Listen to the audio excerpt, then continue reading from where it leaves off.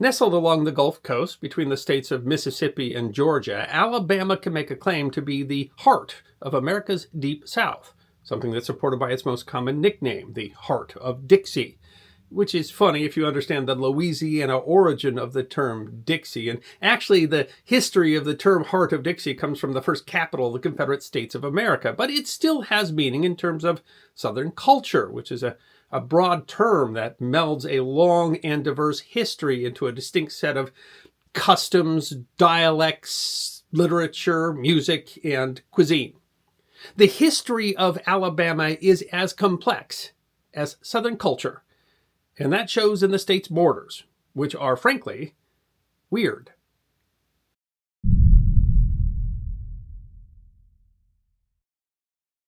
Prior to European contact, the land now known as Alabama was inhabited by numerous indigenous peoples, including the powerful Cherokee, Choctaw, Creek, and Chickasaw, as well as many smaller groups. Conflict between European settlers and these people is a significant part of the state's history, culminating with the Indian Removal Act of 1830. While the state's modern borders are largely the result of the politics of European settlement, the historical boundaries set by the native peoples, as well as the lands set aside to leave them in various treaties, are an integral part of the state's odd borders. In fact, the state's name, Alabama, first noted by Spanish explorer Hernando de Soto in 1540, is derived from a particular Native American tribe, the Alabamu, part of the Creek Confederacy. In their Choctaw language, the word likely roughly means thicket clearers and likely refers to the tribe's practice of clearing land for agriculture. The Spanish were, in fact, the first Europeans to claim the area, making it part of La Florida, or Spanish Florida, part of the Viceroyalty of New Spain.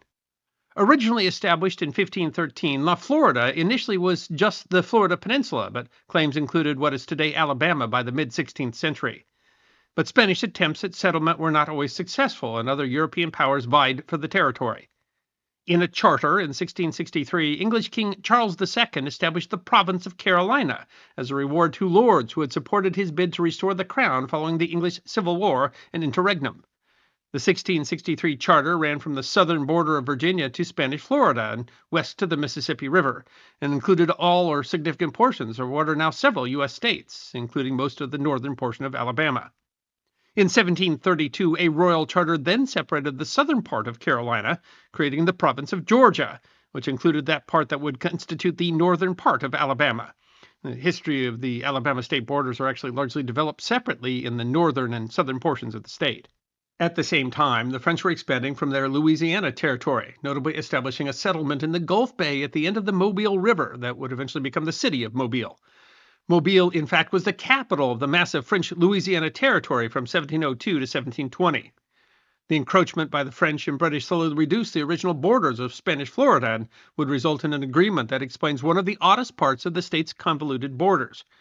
The online encyclopedia Alabama, maintained by Auburn University, explains that at the time, France controlled Mobile Bay and Spain controlled Pensacola Bay, just to the east.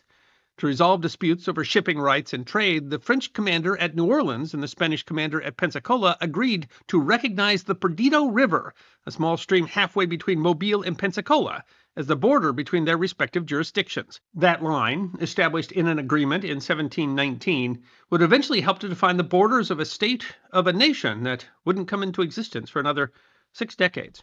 Continuing conflict over the land, often done via diplomacy with the still powerful Native American tribes, culminated in the French and Indian War, a decidedly confusingly named war. Humorist Dave Barry wrote in the Miami Herald, "Contrary to what the name French and Indian War suggests, both the French and the Indians were on the same side." But just as confusing, the Spanish also joined the war on the side of the French. And while the Spanish didn't manage to make it into the name of the war, their participation would affect the borders of the future state. While the war was largely fought in the north along the Ohio River Valley and Virginia backcountry, the conflict reached into the south, notably the 1754 Anglo-Cherokee War, a conflict that represented the lack of trust between parties, as the Cherokee had initially been British allies. The relationship between the Cherokee and Britain would continue to be complex.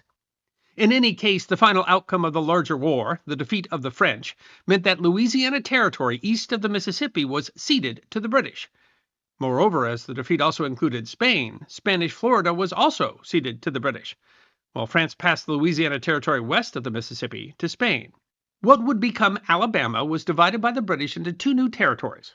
Much of the North was part of a vast area set aside by royal proclamation to the native nations, bounded by the Appalachian Mountains and extending all the way to the Great Lakes, called simply Indian Territory, while the southeastern Gulf Coast was divided into East and West Florida. Isaac Cox wrote in his 1918 book, The West Florida Controversy, the significant part of West Florida was therefore merely a strip of the Gulf Coast possessing little intrinsic value, but rendered temporarily important through international rivalry. It had even greater claims to distinction. Its creation, development, occupancy, and division determined the destiny of the whole region of which it was a part.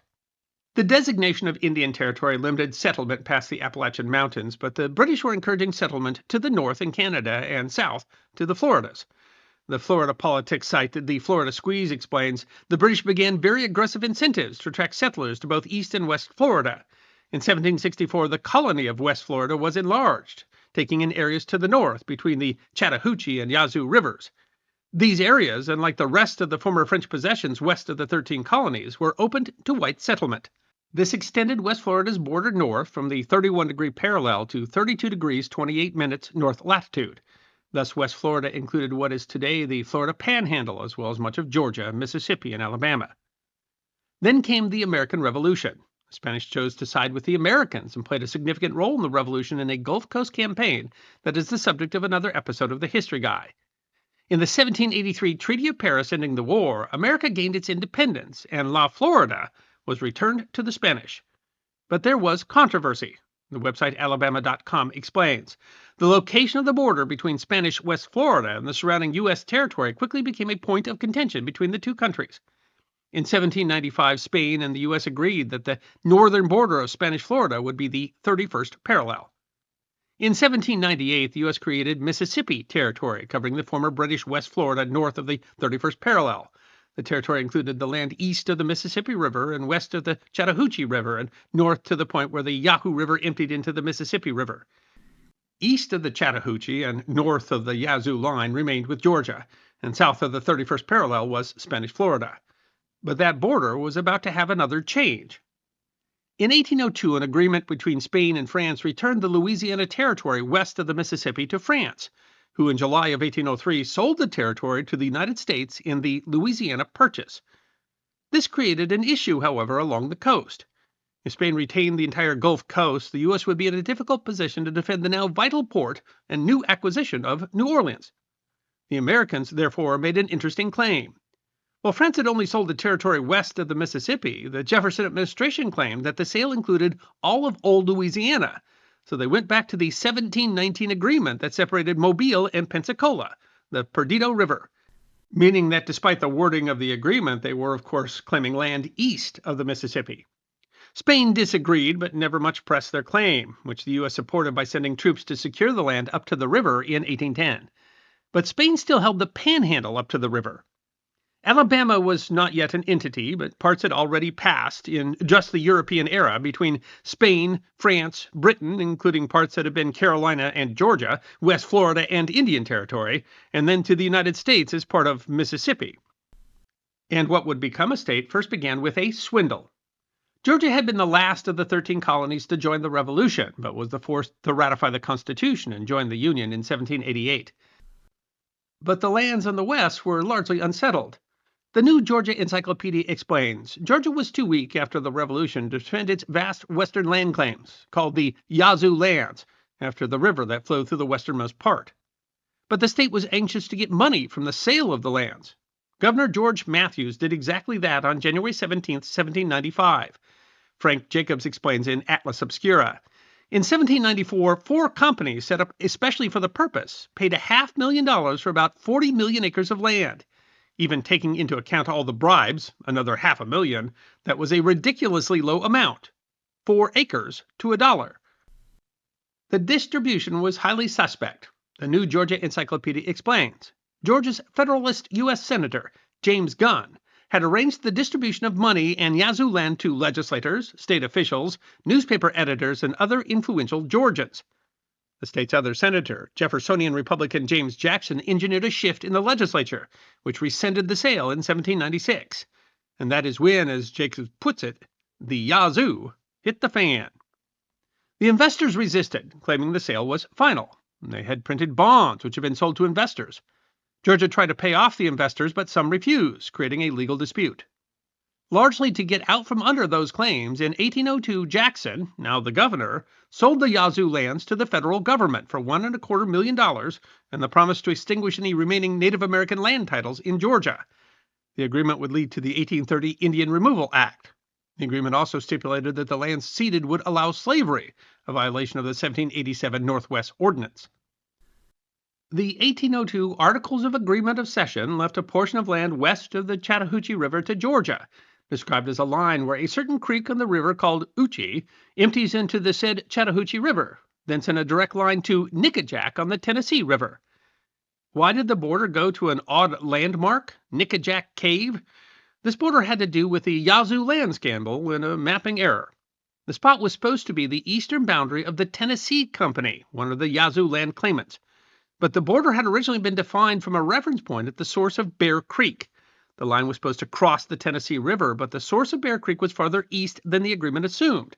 As the line traveled north, it didn't cross the Tennessee.